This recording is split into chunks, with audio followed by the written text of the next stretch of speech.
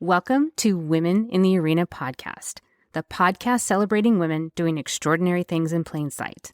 I'm your host, Autry, and our mission is to elevate the value, strength, and resilience each woman brings to the world.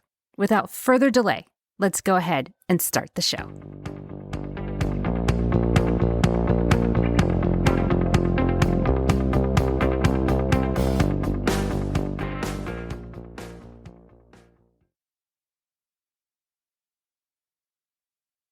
Welcome in, everyone, and welcome to Season 4 of Women in the Arena podcast. I shared with you that I am going to challenge myself this season and definitely push myself even further outside of my comfort zone. Well, this week, I'm ripping the Band-Aid off and I'm jumping right in. You'll hear in the interview today that I didn't get it all right today. I just didn't. But that is part of the learning process. And I hope that you all learned something with today's interview too. So let me not delay anymore, and let's go ahead and start the show.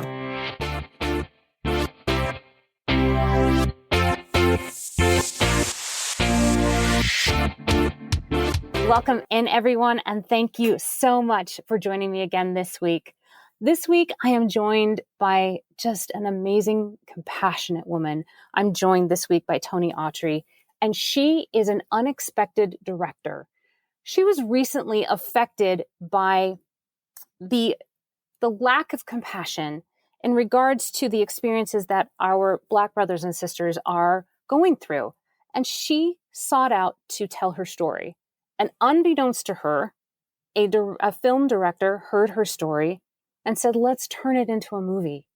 So she and her co-director are producing a movie called Unlearn. And it's a story about educating both sides, hearing each other's stories, and joining in compassion. It is my absolute pleasure and honor to introduce to you Toni Autry. Toni, thank you so much for joining me today, and welcome to the show. Thank you for having me. Toni, thank you so much for being here. I am so moved by your story, and what I would love for you to do is share with the audience about the circumstances and the situation that led up to you creating a movie, and what a remarkable movie it is. Thank you. So I shared my story on Facebook of my first experience of racism. And that story was actually when I was 7 years old. I was invited to a sleepover by one of my friends. I had 3 friends. We did everything together. And I was excited. I went home. I told my mom about it. It was kind of like my first real, big sleepover. And I get to school and the girl that invited me was in tears. And I asked her what was wrong. And she told me that I could not come to her sleepover because her grandmother said that she could not have a little Black girl in her house because Black people steal. My face dropped because I've not heard that. I was not raised with that, but you are from the South, so it's a very different experience. Yes. And my mom had to explain racism to me at 7 years old. So when George Floyd was murdered, I saw on my Facebook people that I've gone to school with, people that I've known and loved my whole life, kind of dismiss it, really not understanding the capacity of it. It was, well, if he would have just done this, sort of attitude. And that's just, they relegated it to, well, I know successful Black people. So if he would have just done this, or if he would have been those people, he wouldn't deal with racism. And so I wanted to share my story because, yes, I have an education. I am fortunate to have, a mother that was very supportive and taught me the right things, but I still experience racism. And just because I'm not, I guess, an outcry of it, or, didn't really express it, and maybe too many people that are educated and that have from the Black community, haven't spoke up enough. They just there's people that really thought that racism didn't exist for successful Black people. or Black people in any capacity. It's like it was this underlying like racism doesn't exist. And I wanted to point out, no, it does exist. And these are instances in a story that I have. And I have several more, but that was just my first one. And I wanted to make it very clear that I was an innocent child that experienced racism. So it does happen. How, first of all, how did you process that? As a 7-year-old, I mean, my feelings Yeah. were hurt. But I also, because she was crying, I did not cry. I did not show that I was upset because she was already upset with delivering the news. I told her it would be okay and that they would have a good time anyway. And when I got home, my mom could tell something was bothering me. And I told her what happened and that I wasn't going to the sleepover anymore. And that's when she explained it to me. How did she explain that? I mean, that's a really heavy subject to describe to any child, that you were 7 and clearly had no idea that this even existed because you had friends that you played with every single day and you were kids. All you knew is that you enjoyed these little girls and you were having a good time and you were going to go to a sleepover. And then your mom had to break this horrible news to you. How did she do that? The way that she did it, because I mean, again, I was 7. It was some people in this area in particular, sometimes they have their way of thinking. It's clear that, your friend does not have this way of thinking because she plays with you. But there are some older people that were taught a certain way and they believe certain things, and you know that you don't steal. You know that those things are not your character. So you hold on to that. So it's not true about you, but in some instance that has come across. And you don't have to not be friends with that little girl. And it's not her that said it, it was her grandparent. And because she's older, she may have a different mindset. And you don't have to think of yourself as a thief because you know that you're not. That's a lot for a child to process. A lot. But it obviously affected you because this story, this story of your very first experience as a child was what you told on social media. Because, there's this falsehood that successful Black Americans don't experience racism. And you said, I beg to differ. So what was the response to that story? I'm sure that there were a lot of people that were shocked. There were a lot of people that responded. And actually, one of the girls that was in the group that I played with responded.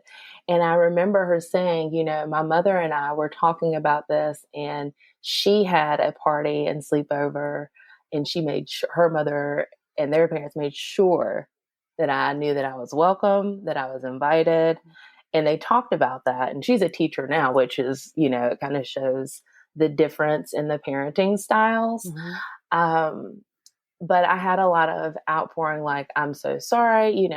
It kind of took off, like, different likes and loves. And I hate that this happened to you. And even people that were kind of combative could see, like, well, I know this person. I know this said Black person. She's a very nice person. She is very educated. And if this happened to her, it's kind of like light bulb, like, okay, maybe racism does exist. Yeah. It's difficult to deny when you're like, but I know you and you're successful and this happened to you. And this is just the first story. Yes. I know that you've had probably hundreds of situations that have come across, but you shared this story and it was so impactful that a director came to you, because this is what I love about your approach to this. You put your story out there, not in the position of, see, I told you so. You put this story out there in a position of compassion, of humility, because you recognized there was a lot of misunderstanding out there, misinformation, and you decided to help educate. And a director saw your story and said, let's make this into a film. So, what did you do when you're like, you have someone approaching you saying, I want to tell your story in film form. And you're like, what? Yeah. Well, it actually was not even supposed to be a movie even at that point. It was, why don't we capture some of these stories and have people kind of tell their first experience of racism and make like a short, film to just throw on social media or something, just to share and have different stories. And as we were interviewing, and there was so much going on in the summer and the protest and the way people were responding, it ended up, as we're interviewing, the director and I, Martin, we look at each other and we're like, this is a movie. Like, there is too much being uncovered to put this just in a short on social media. We actually are uncovering issues and deep diving into racism from all different perspectives, all different nationalities, and all different types of experiences. When you ask someone their first experience of racism, like ask them that to tell their story, it uncovers so much because you're kind of going back into their childhood or things that happened, and it makes them think about kind of their route to where they are now. So there's a lot of emotion, and real emotion and raw emotion that is revealed. And that is what I think makes people lack compassion, because people are so guarded and they're so worried about what people think typically, that they don't really open up that way. You would never know what's going on inside of them, or, something that may have triggered them as a child. I had someone that shared in their 60s. And when we got done, she goes, that was so relieving. Like, I have never talked about racism. Wow. In 60 years. Mm-hmm. Wow. Are there any stories that you are comfortable in sharing with us? Any that touched you so much that stay with you? Yeah. There was one lady, Denalja James. She shared her first experience of racism, and she had grown up in like a northern state, and she had moved to, I want to say, Mississippi. And she was just singing and walking to the store. And so she's 12 years old, going to the store for her mom. She's just singing to herself and walking. And she, it's country. So she just cut through a yard. And a man came out with a shotgun, cocked it at her, and said, "You little nigger bitch, if you ever go across my yard, I will kill you." Oh my gosh. She had never heard the word nigger before. She had never been called a bitch before. She was 12. Yeah, she was 12. And like, even when she's telling it, I could see in her face. And I mean, I got chills as soon, because I didn't know, I didn't know that was going to be her first story. So I asked her this, and I No. mean, as soon as she said, I mean, like chills all over my body, because you think about yourself as a 12-year-old. And if you put yourself in that person's shoes at that age, how terrifying would that be to have a gun cocked at you as you're just singing and walking to the store, thinking that you're just minding your business, being completely innocent, doing nothing wrong. Oh my gosh. That takes the wind out of me a little bit. It does. Yeah. I have to say, because I'm trying to picture myself as a 12-year-old, Mm-hmm. and I have two children. Mm-hmm. I'm trying to picture them as 12-year-olds, and I don't even know what to say. Yeah. That's how, I mean, I literally got chills all over when she said it, because you're 12 and a grown person cocked a gun at you. And the reality is that it was a grown man. He could have been Mm-hmm. just as terrifying going out there in his yard and yelling at her, but he decided to definitely punctuate the point, holding a rifle at a child. Yeah, I need to catch my breath there on that one, because that one just I'm trying to put myself in her shoes, and it terrifies me. Absolutely terrifies me. Yeah. After she told her story, how did she feel? She felt, I could tell that it's still like, it's still terrifying. Like that's very traumatic. You could see the fear as she was telling it. And she's a very strong woman. She shared her story as well, as far as discrimination that she's been through, discrimination that her sons have been through. She felt better releasing it. And I think that's a lot of it too. When you are a Black person, you're relegated to not talk about it.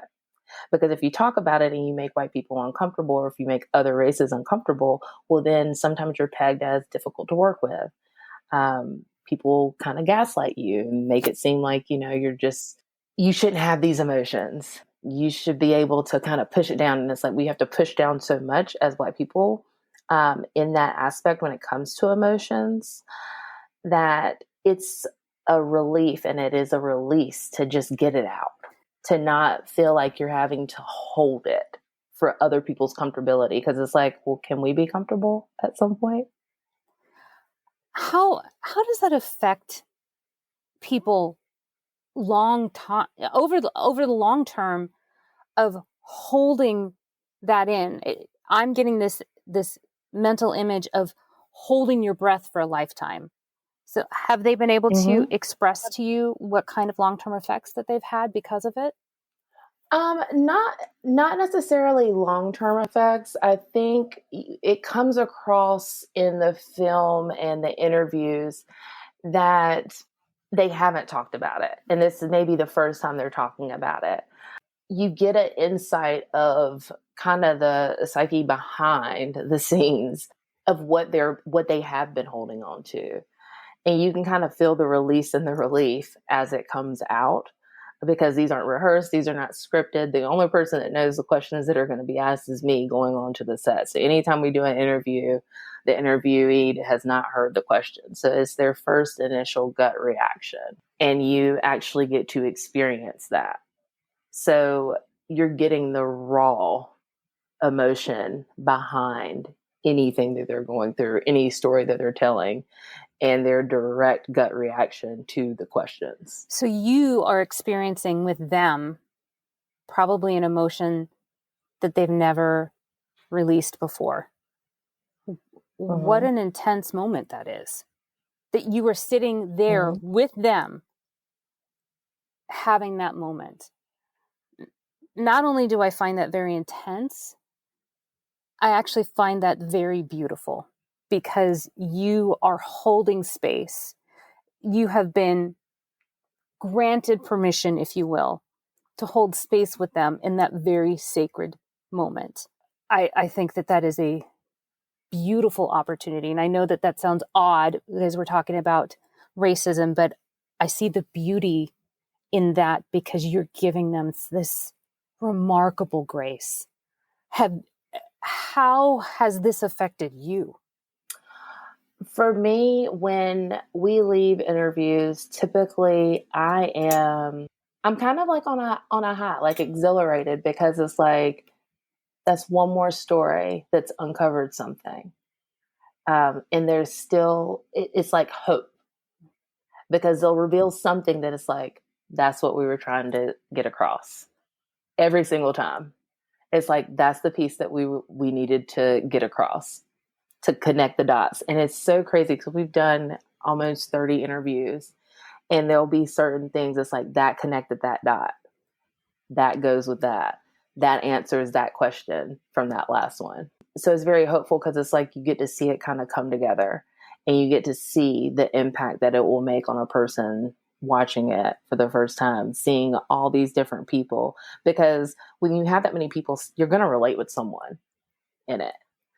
And I just ask that when you do watch it, as they're telling their stories, put yourself in their shoes. Try to put yourself in, especially when they're telling their first stories of racism, put yourself at that age and think about how you would have reacted, and how that would have affected you, and how that would have hurt your feelings. And then think about the fact that they overcame it, continued on with life, continued to make those strides, and to understand that if that happened to you, you may not have been able to make it to where they were. That's very true. I hear that a lot. Like, well, we all have the same opportunities. We do, in a sense. But there are a lot of obstacles and hurdles that Black and brown people have to overcome to get to that other side. And when you hear the hurdles and obstacles that some of these people have been through, you'll understand it a bit more. It's not an argument. It's not telling anyone that anyone's wrong. And it's like you said, I'm bringing it in a sense where I want you to understand. It's about educating. It's called Unlearn for a reason.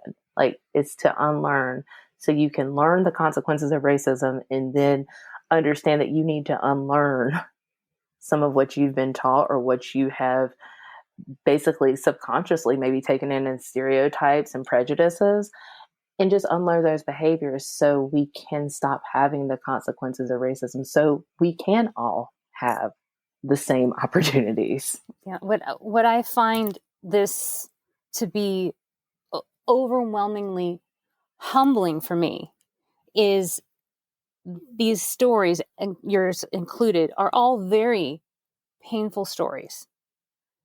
And most of them are experiences that they're sharing with you that from their childhood.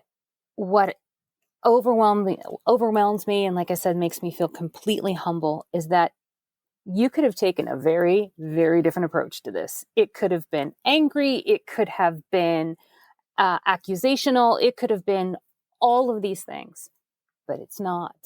You and all of your participants are coming to this space out of a desire to educate and to help others understand and unlearn what we have unconsciously taken in. That, like I said, is very humbling because it could be a very different experience. And you looked at your white brothers and sisters and said, I'm going to teach you. I want to take a step back and I want to teach you. Do you know how amazing that is? And it wasn't even really that approach at that time. When we started this, I had just read The Four Agreements by Don Miguel Ruiz, which, if you have not read it, it is, the four agreements are: be impeccable with your word, don't make assumptions, don't take things personally, and always do your best. So be impeccable with your word, not gossiping, not only saying what you mean what you say. Assumptions, don't make assumptions. If you have questions, just ask. You shouldn't assume anything about a person unless you've asked or you actually know. Don't take things personally. Well, yeah, I could go back and forth with you on Facebook and have an argument, but what good is that doing? Because you're projecting at that point. Typically, when people are lashing out or something like that, it's more of a projection. It's not really what you're doing at all. So you think about someone that's irate and someone's argumentative.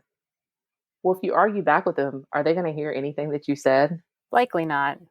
No. So in that instance, you can't be argumentative. You have to provide education pieces and facts. And the other book that I was reading was Skill in Action by Michelle Cassandra Johnson, which we actually got to interview her last week, which was really awesome. She is a yoga instructor and she social work. And she created a book called Skill in Action and basically calls yoga teachers and people that are in yoga to do activism, and explains, what white supremacy is, what privilege is, and gives, kind of the assumptions in the world and how it is. And at that time I had read both of those things. So it's like, this is the space that will actually help people listen and hear. Because when you're yelling at someone and you're being combative, they don't hear you. All they hear is the angry tone. So you have to create a space for people to be able to listen and hear. And this is the way to do it, through human experiences, because somehow in the lack of compassion that we've had here of late, we wanted to create some sort of empathy within society to get the message across.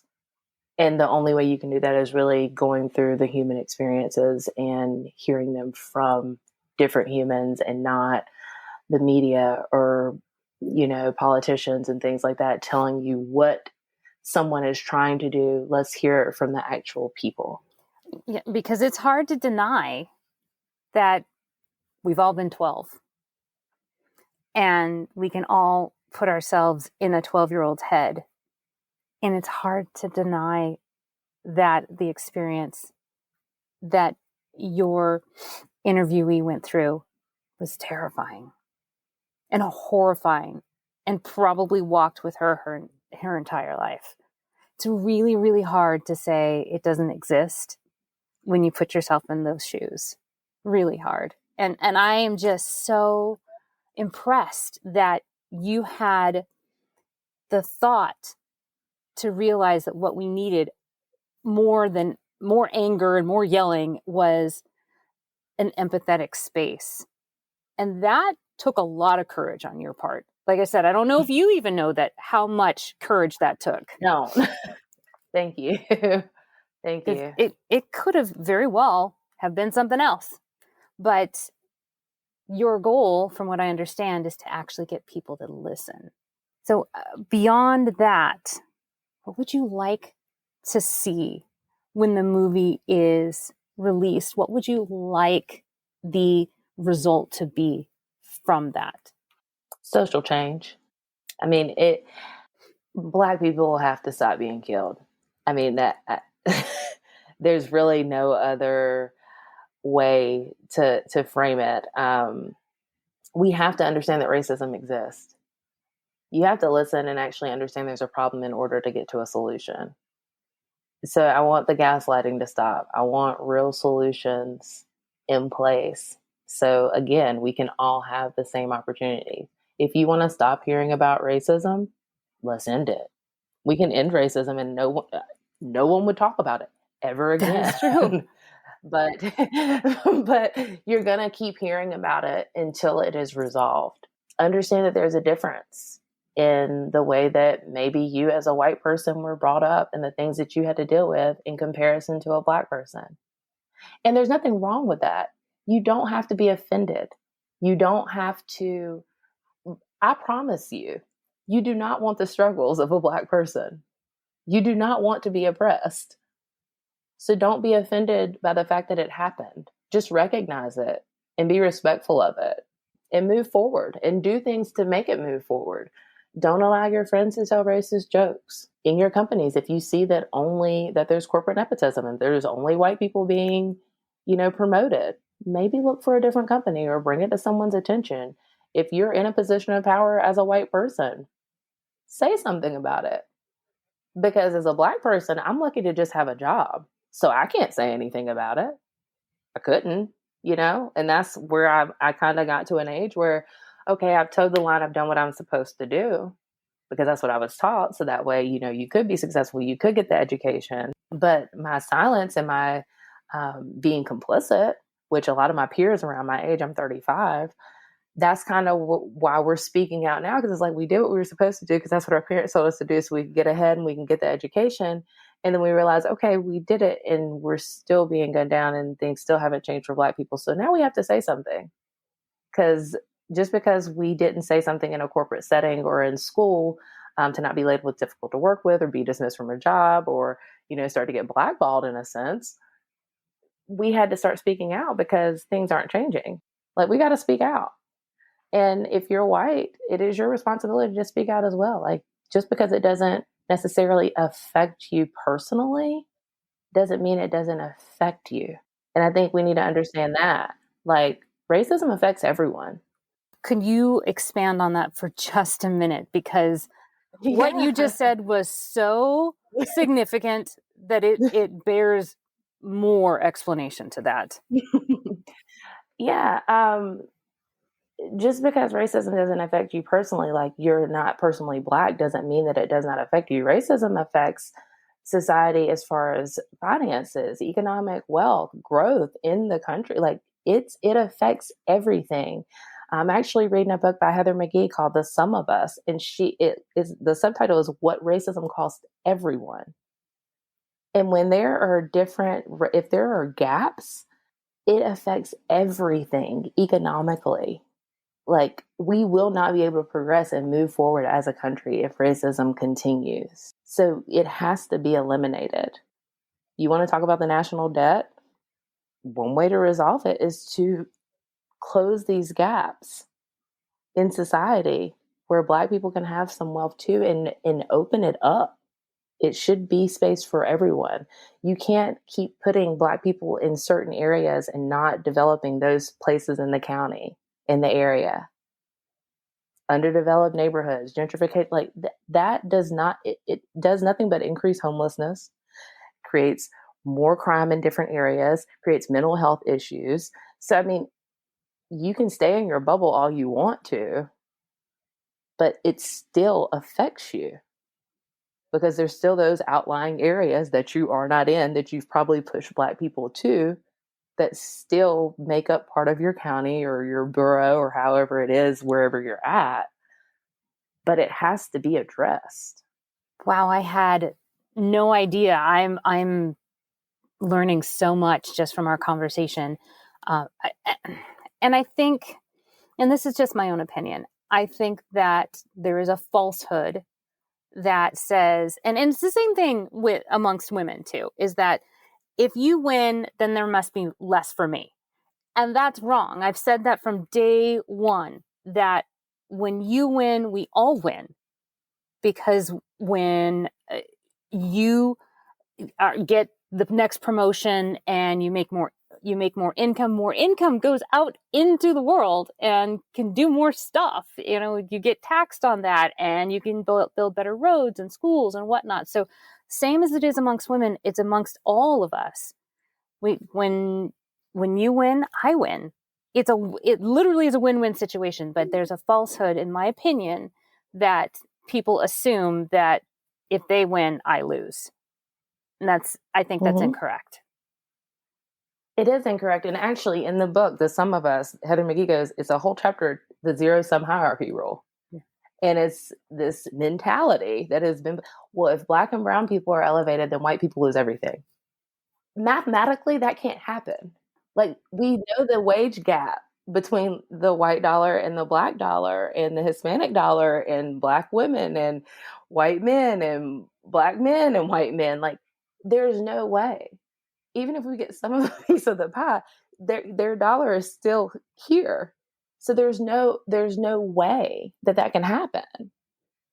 Like, it doesn't even make sense mathematically. If you look at it that way, there's no way that if Black or brown people get more, that it's going to take something. Like, it doesn't work that way. You have job satisfaction. You start having people that are loyal to their companies. That you start being able to spend more on education. I mean, there's all kinds of stuff that goes into it economically. I mean, it's a science. It's economics. It's not. While it socially affects people too, but at the base of it, it's science. It's science. Mm-hmm. So it's mm-hmm. silly to assume that because you get more, I get less. That's dumb. That is really dumb. And I'm so glad that you're here educating us just a little bit, because that is one of the reasons why I felt it was so important that we do this conversation, because this is one that many haven't heard. Everybody hears the yelling and the screaming and the accusations. I don't know that anybody has heard the story of compassion and seeking to understand. And that's why yours is different. And that's why this must be told. Tell me when Unlearn actually comes out into theaters and we can see it. So we actually do our last interview on August 4th. And then we are going to be doing post-production and editing. So we are really, fingers crossed, for the end of the year. We are actually raising money for it to get it to those editing spaces. We have sponsorships available, partnerships available. There's things on our website that you can kind of go through if you want to be a part of it. There's different tiers and things like that. But once that is done, we'll be ready to get to a distribution phase. And that's when we're looking for, someone to maybe take us for streaming or maybe go straight to theaters, however it may be. But we really want to be in a platform, in a space where everyone has access, because we truly feel like it is a film that everyone needs to see to create that understanding.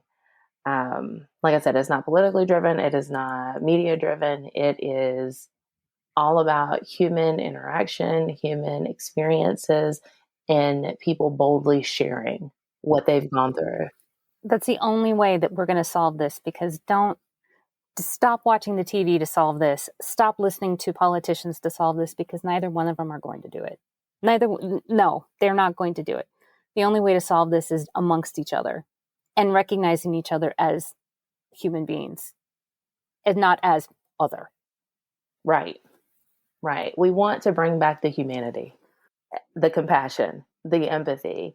There's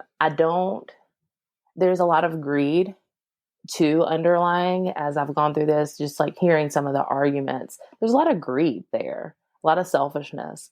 And I don't know why it's that way. I don't know why people are so greedy and so selfish. I don't know when we really just stop caring about other people. But if we could all kind of come together and just see both sides of it, we don't have to be argumentative. You don't have to be offended. And I think that's a part of it too. Social media sometimes brings us to like the land of the offended. Yeah, it does. The land of the offense. And you don't get points for being offended. And there was one thing that I heard, sometimes you may not like the message because of the way it comes across. But when you really sit down and take a look back at the message, you may want to reevaluate, at least hear where they're coming from. Because when someone's yelling at you, you're offended by the yelling. But if you can take the yelling out and actually process what they said, is that something you need to work on? Possibly. And like I said, you've taken out the yelling and just made it about human experience. And I'm so grateful and very proud of you for doing this, because this took a lot of courage and your own humility, because you had to approach this with grace and respect for maybe people that weren't showing you that. And I'm just, like I said, I'm grateful and thankful that you've taken this very brave step to do this. Thank you. Toni, I am so happy that you've been here today. I would love to have you back, especially when we release this movie in the theaters. I mean, I cannot wait to see this movie. I think I'm probably going to cry the entire time, but please come back when the movie actually gets released into theaters and we can all experience it with you. Yes, I will definitely do that. Thank you. Yes, wonderful. I want to thank Toni again for joining me today, and thank all of you for listening, and we'll see you again next time. That's our show. Thank you all so much for spending your time with me and continuing to support this show, this community, and our endeavor to change the world one interview at a time. If you have any ideas for a new show or for a guest that you'd like me to interview, please reach out to me at audra@womeninthearena.net. Thank you again for all of your support, and we'll see you again next time.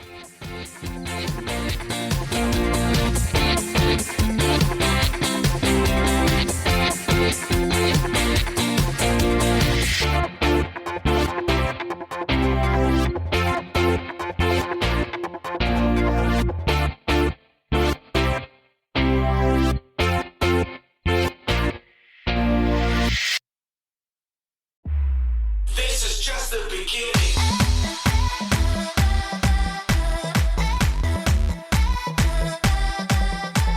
That's our show.